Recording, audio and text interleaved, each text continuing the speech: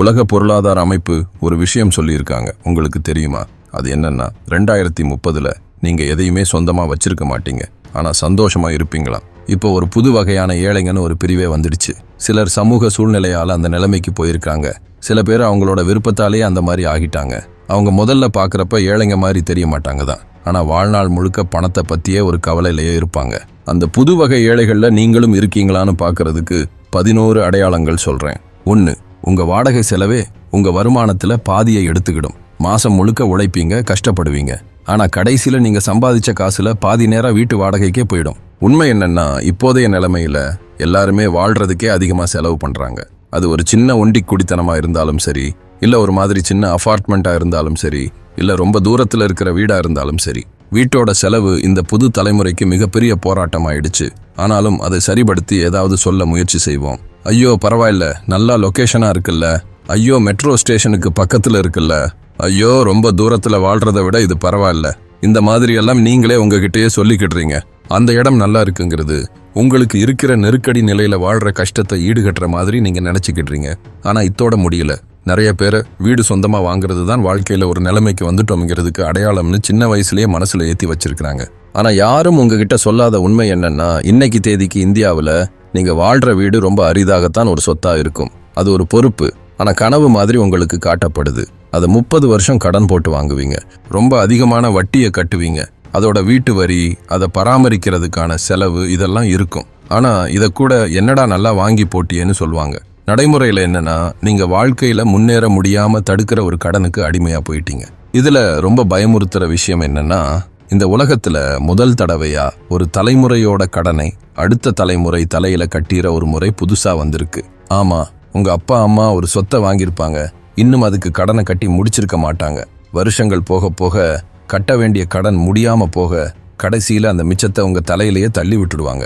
நீங்க அந்த கடனை சொத்தா ஏத்துக்கிட்டு வீடு சொந்தமா கிடைச்சிருச்சுன்னு சந்தோஷப்பட்டுக்கிடுவீங்க. ஆமா, இந்த சிஸ்டமே ஒரு மாதிரி ஆயிடுச்சு. சொத்தோட விலையெல்லாம் தாறுமாறா எகிரி போச்சு, வாடகையும் ரொம்ப அதிகம். ஆனா பெரும்பாலான மக்களோட வருமானம் வாழ்ற செலவுக்கு ஈடு கொடுக்க பத்தல.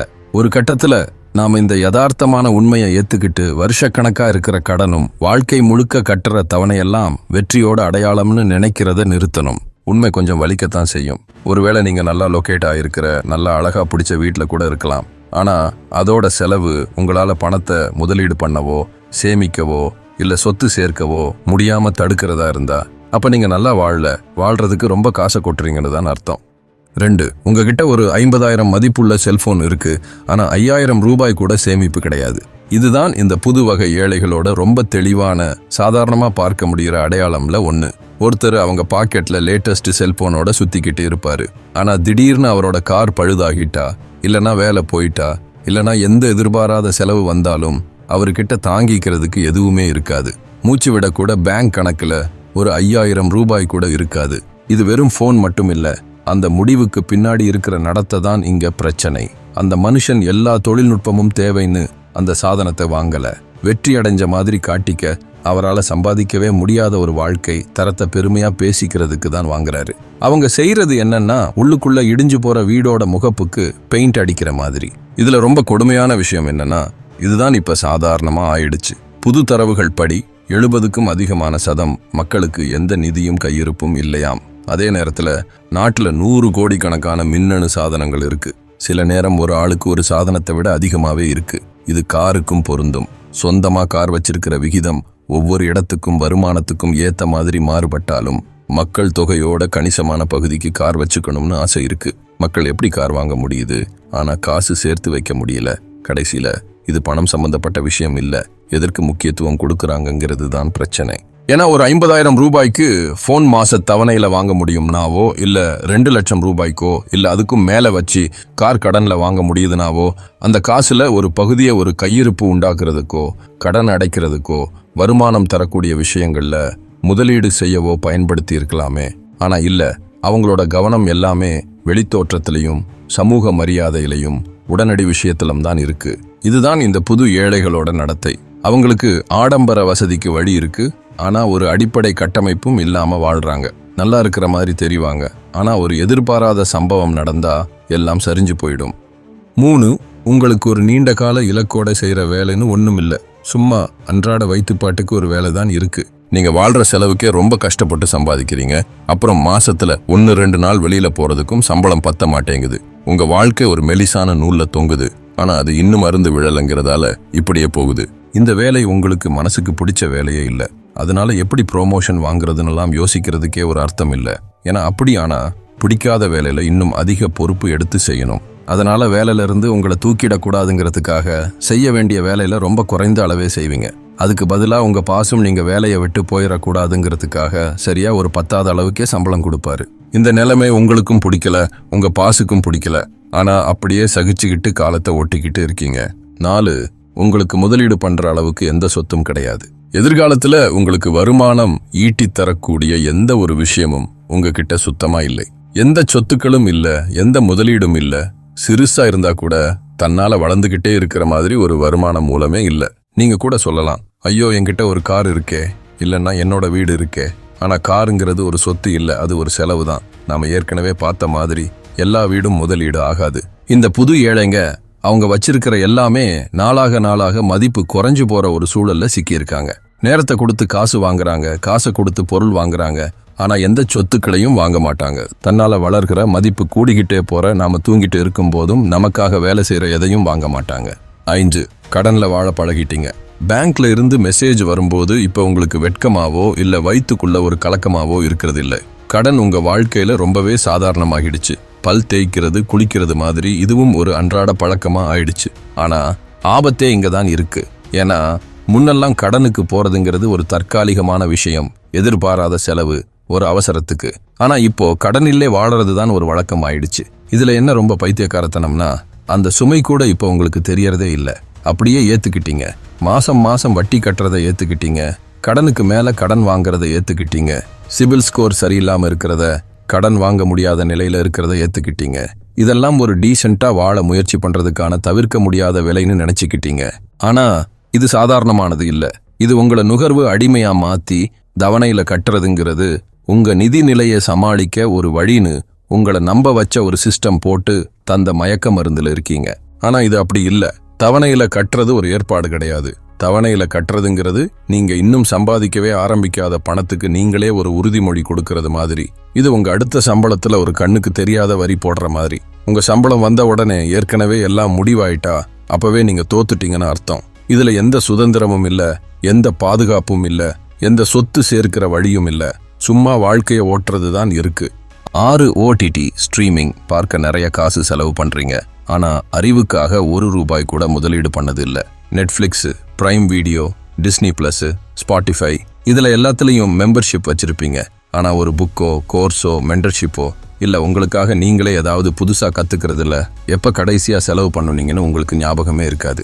இந்த வாரம் வந்த படங்கள், சீரீஸ்கள் எல்லாம் உங்களுக்கு அத்துப்படியா இருக்கும். 3 நாள்ல ஒரு சீரீஸை பார்த்து முடிச்சிடுவீங்க. ஆனா பொருளாதாரம், பிசினஸ், மனநிலை இல்ல எதிர்கால வேலை பத்தி பேசுனா உங்களுக்கு நேரமே இல்லைன்னு சொல்லுவீங்க. ஆனா என்டர்டெயின்மெண்ட்டுக்கு மட்டும் நேரம் இருக்கும். ஒரு சர்வே படி சாதாரண ஒருத்தர் ஒரு மாசத்துக்கு ₹100,000 வீடியோ தளங்கள்ல செலவு பண்றாங்க. இசை, கேம்கள், மற்ற சர்வீஸ்கள்லாம் சேர்த்தா இந்த செலவு ஈஸியா 1000கணக்கில் போயிடும். இது எதை காட்டுதுன்னா, நிறைய பேர்கிட்ட அறிவு வளர்க்க வாய்ப்பு இருக்கு. ஆனா அதுல அவங்களுக்கு முக்கியத்துவம் தெரியல. ஏதாவது புது விஷயம் கத்துத்தர்ற ஒரு கோர்ஸ் வாங்குறத விட பல ஸ்ட்ரீமிங் சேவைகளுக்கு பணம் கட்டுறத விரும்புறாங்க. இல்ல 4 சீசன் சீரியல் பார்க்கறத விரும்புறாங்க. ஆனா 4 மணி நேரம் ஒரு பயனுள்ள விஷயத்த கத்துக்க மாட்டாங்க. இதுதான் இந்த புது ஏழைகளோட அடையாளம். தன்னோட வாழ்க்கையை மாத்திக்க முயற்சி பண்றதை விட அடுத்தவங்களோட வாழ்க்கை சம்பந்தப்பட்ட ரியாலிட்டி ஷோ பார்க்கறத விரும்புறாங்க. 7, 5 வருஷத்துக்கு முன்னாடி இருந்ததை விட இப்போ அதிகம் சம்பாதிக்கிறீங்க. ஆனா இன்னும் கஷ்டப்படுறீங்க. நீங்க யோசிச்சு பார்த்திருக்கீங்களா?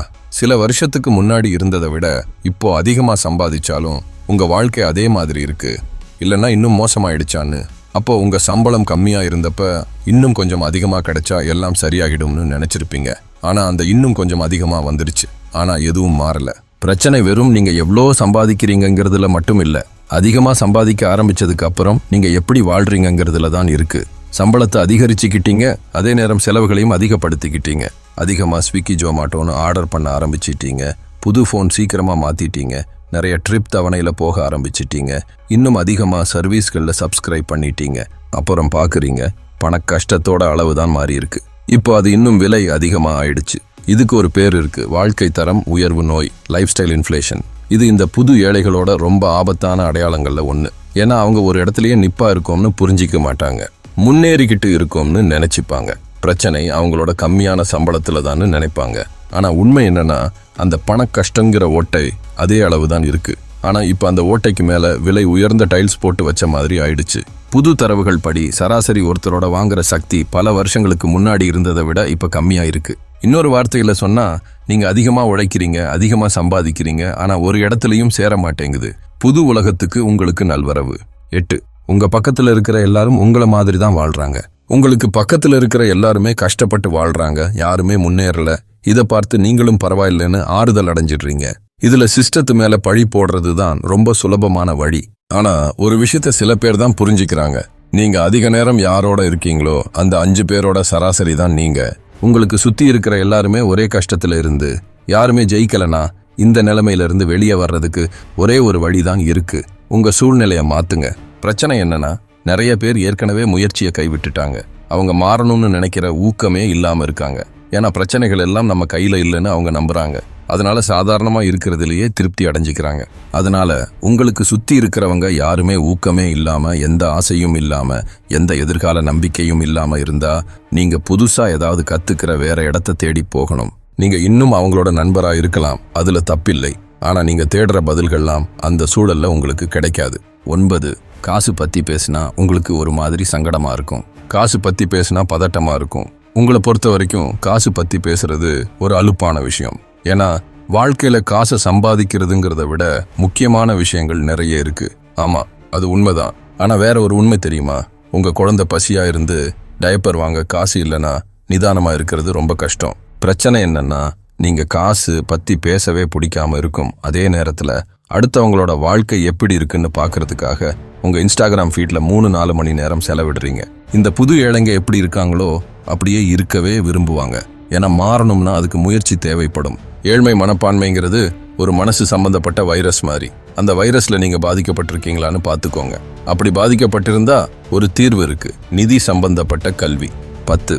உங்ககிட்ட சந்தையில அதிகம் தேவைப்படுற தொழில்நுட்ப திறன் எதுவும் இல்லை. சந்தை ரொம்ப மோசமா இருக்கு, வேலைக்கு யாரையும் எடுக்க மாட்டேங்கிறாங்க, வேலை வாய்ப்பே இல்லைன்னு திரும்ப திரும்ப சொல்லிக்கிட்டே இருக்கீங்க. ஆனா உங்ககிட்ட என்ன ஸ்பெஷல் இருக்குன்னு யாராவது கேட்கும்போது ஒண்ணுமே சொல்ல முடியாம நின்னுடுவீங்க. சும்மா வருஷக்கணக்கா வேலை செஞ்சாலே எதிர்காலத்துல ஒரு நல்ல இடத்துல இருந்துடலாம்னு நினைச்சு அனுபவம் இருந்தாலே போதும்னு நம்பிக்கிட்டே இருக்கீங்க. ஆனா நிலைமைய மாறிடுச்சு. லிங்க்இன் சொல்ற தகவல் படி 2030க்குள்ள உலகம் முழுக்க 375 கோடிக்கும் மேல மக்கள் வேலையில தொடர்ந்து இருக்கணும்னா புதுசா திறன்களை கத்துக்கணும். அப்ப யாரு பின்தங்கி போயிடுவாங்கன்னு யூகிங்க. மைக்ரோசாஃப்ட் வேர்ட் மாதிரி சாதாரண சாஃப்ட்வேர்களை யூஸ் பண்ண தெரிஞ்சிருந்தாலே போதும்னு இன்னும் நினைச்சுக்கிட்டு இருக்கிறவங்க தான் இந்த புது ஏழைங்க. வெறும் கம்மியா சம்பாதிக்கிறவங்க மட்டும் இல்ல, சந்தையில அவங்களுக்குன்னு எந்த மதிப்பும் இல்லாதவங்க. இப்போ மதிப்பு இருக்கிறது வெறும் பட்டப்படிப்பால வர்றது இல்ல, பயன்படுற திறன் இருக்கிறவங்க தான். அதாவது ஒரு விஷயத்தை செஞ்சு அது மூலமா ஒரு முடிவை கொண்டு வர்றது, ஒரு உண்மையான பிரச்சனையை தீர்க்கிறது, நேரத்தை சேமிக்கிறது, இல்ல வியாபாரத்தை அதிகப்படுத்துறது, இதெல்லாம் தெரிஞ்சுக்கிறது தான் இப்போ முக்கியம். 11. நிகழ்காலத்துக்கு முக்கியத்துவம் கொடுக்குறீங்க, எதிர்காலத்தை கண்டுக்காம விடுறீங்க. வாழ்க்கையை அனுபவிக்கணும்னு நினைக்கிறீங்க, இப்போ வாழணும்னு நினைக்கிறீங்க. அது பரவாயில்லை, யாரும் உங்களை ஒரு துறவியாகி எல்லாத்தையும் விட்டுடுன்னு சொல்லல. ஆனா உங்களை சுத்தி பாருங்க, அடிக்கடி இந்த இப்போ வாழ்றதுங்கிறது நாளைக்கு வரப்போற விஷயங்களை சமாளிக்க வேண்டாங்கிறதுக்கு ஒரு சாக்கு போக்கா மாறிடுச்சு. பின்னால வரப்போறத பத்தி யோசிக்காம செலவு பண்றீங்க, இல்லைன்னா பில் வர்றது எதிர்காலத்துல வர்ற உங்க தலையெழுத்து நினைச்சு வாங்குறீங்க. ஆனா எதிர்காலம் வரும், அது நீங்க தயாரா இருக்கிறதுக்காக காத்துக்கிட்டே இருக்காது. இன்னைக்கு கஷ்டமான நிலைமையில இருக்கிற நிறைய பேரு ஒரு பெரிய தப்பால மட்டும் அப்படி போகல. அவங்க என்ன பண்ணாங்கன்னா, அப்புறம் பாத்துக்கலாம்னு இல்ல அடுத்த மாசம் செய்யலாம்னு 10 வருஷமா தொடர்ந்து சொல்லிக்கிட்டே இருந்தாங்க. இப்போ ஒரு நிகழ்காலத்துல மாட்டிட்டு வாழ்றாங்க. அந்த நிகழ்காலமும் அவ்வளவு நல்லாவும் இல்ல, டென்ஷனா, பாதுகாப்பு இல்லாம, எந்த சுதந்திரமும் இல்லாம. இதுல ரொம்ப கஷ்டமான விஷயம் என்னன்னா, இந்த ஜெயில் கட்டப்படுறத அவங்க எப்போ ஆரம்பிச்சாங்கன்னு கூட அவங்களுக்கு தெரியல. இந்த புது ஏழைகள் தனக்கு ஒரு எளிமையான வாழ்க்கை வேணும்னு சொல்லிக்கிட்டே இருப்பாங்க. ஆனா தினமும் நாளைக்கு கிடைக்க போற மன அமைதிக்காக இப்போ கிடைக்கிற உடனடி சந்தோஷத்தையே தேர்ந்தெடுப்பாங்க. நீங்க ஒரே ஒரு தடவை தான் வாழ்வீங்க. சரி, இதெல்லாம் நீங்க அந்த புது வகை ஏழைகள்ல இருக்கிறதுக்கான சில அறிகுறிகள். இந்த வீடியோ கடைசி வரைக்கும் பார்த்திருந்தீங்கன்னா, comment financial education. My name is Arun and I'll see you next time.